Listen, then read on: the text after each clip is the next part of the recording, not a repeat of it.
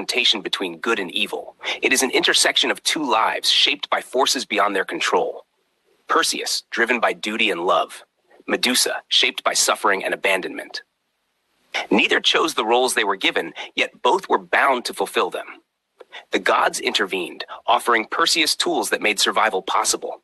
A reflective shield, a precise blade, winged sandals, a means of invisibility. These gifts were not just instruments, they were acknowledgments that the task required more than strength. Perseus could not face Medusa directly. To do so would be fatal. Instead, he relied on reflection, distance, and restraint. When he reached her, the setting itself reinforced the gravity of the moment. Stone figures surrounded him, testaments to past failures. And at the center, Medusa lay sleeping. This detail alters the nature of the act entirely. She was not engaged in battle. She was not aware. She was vulnerable in a way the world had long denied her. Perseus approached carefully, guided only by reflection, never meeting her gaze. He did not see her fully. He saw only an image.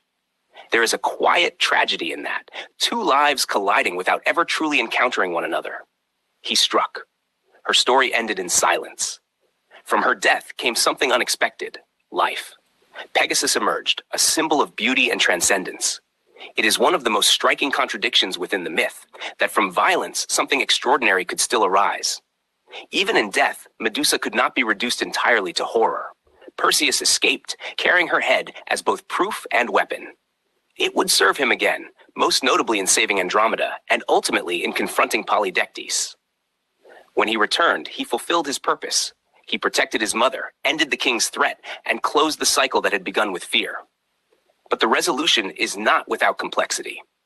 Medusa's power, the very thing that defined her isolation, became the instrument of justice. Her suffering, even in death, was repurposed. It is a conclusion that invites reflection rather than simple satisfaction. This is why the story endures. It is not simply about victory. It is about contradiction. Perseus is heroic, but not untouched by violence. Medusa is monstrous, but not devoid of tragedy. Their story exists in the space between admiration and discomfort, where empathy complicates judgment.